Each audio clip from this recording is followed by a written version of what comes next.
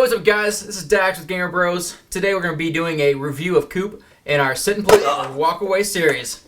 Upside down.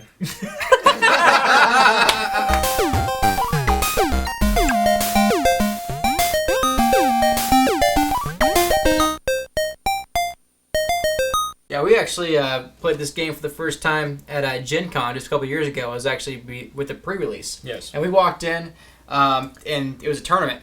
We never played it before. We didn't even know it was a tournament. Yeah, we showed up, and they gave us a deck, and they sat down and said, "Hey, welcome to the tournament." And we turned to the guy next to us and said, "Can you show us how to play?" But it was a lot of fun. We were able to pick it up and just walk really quick with this game. What do you think, Brett? It's kind of like Old Maid, right? But like a sexy old maid, like an old maid with experience that knows exactly what she's doing. I like a short filler game with some meat to it, because that's what a lot of filler games suffer from. You play it, but you're just like, well, I don't care about what I'm doing, it's a filler game. But in Coup, I get attached to my actions in the game, and I feel like what I'm doing really matters. But I still get that great part, as when I lose, I don't care, because the game's almost over, and we might play again. I'd give it a 6. I mean, you have to appreciate it for what it is. It's a quick game. It's not that deep, but it's elegant. It's very simple. Anyone can learn it. It has so many things going for it, and it presents itself so elegantly. I have to give it a 6.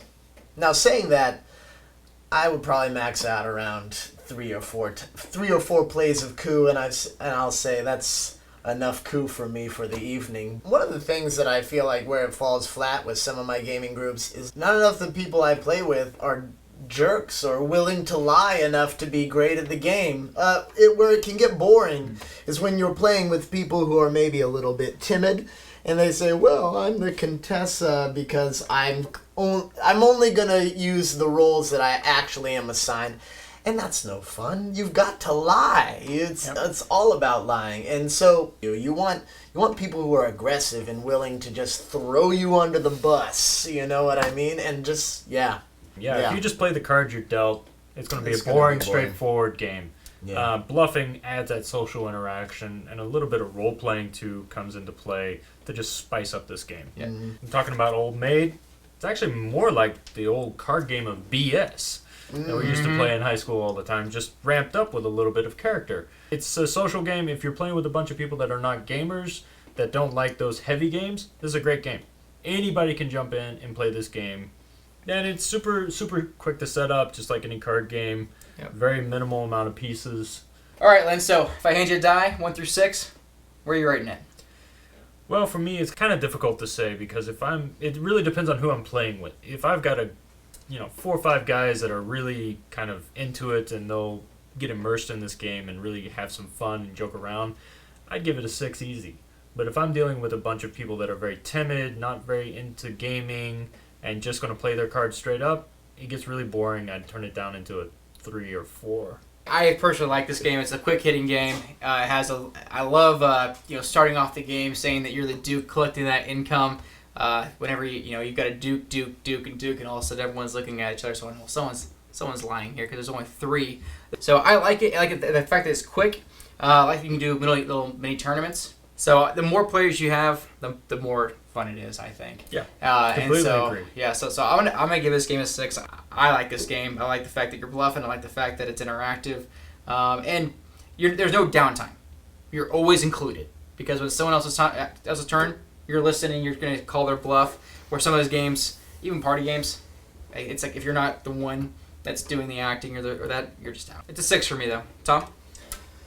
Well, I feel like the points that you guys have brought up are pretty telling to me, and I would agree with all the points, but it seems like this game is really fun on a conditional basis. It's fun based on who you're playing with, and it's fun based on how many people you're playing with, and because of that, I can't rate it that high. I'd give it a 3. I think it's just fair, I think it's an average game that can be great if you're playing with the right group. Yeah, that's what I agree. I think it's true with every game, though. If I'm playing, we rated Eclipse. If I'm playing Eclipse with new gamers, It takes it's him. gonna be It takes him horrible. forever. That's Well, it's no longer we 45 already minutes. know Eclipse is bad. So, oh come on. Yeah, no. Oh, but I think that certain mechanics of certain games can work no matter how many players certainly It's an you're excellent playing point. with. I would say that I really like the social aspect of the game. I Yeah. really like games where I'm interacting with other players. I get a chance to talk, to read people. I like bluffing. I like trying to call someone else's bluff. But I also like games with a little bit of a longer story to them, a little bit Yeah. of a longer play, a little bit of a more slow burn, as opposed to basically Texas Hold'em, which is what this is. All right, guys. So, Tom, do you sit and play or walk away? I'm walking away. I'm at the table. I love this game. Sit down and play. I would sit down for a little bit. I'd do about 2 rounds maybe before I'm bored. All Bye, right. Tom. Peace. All right, guys. Thanks for joining us for this review of Coup.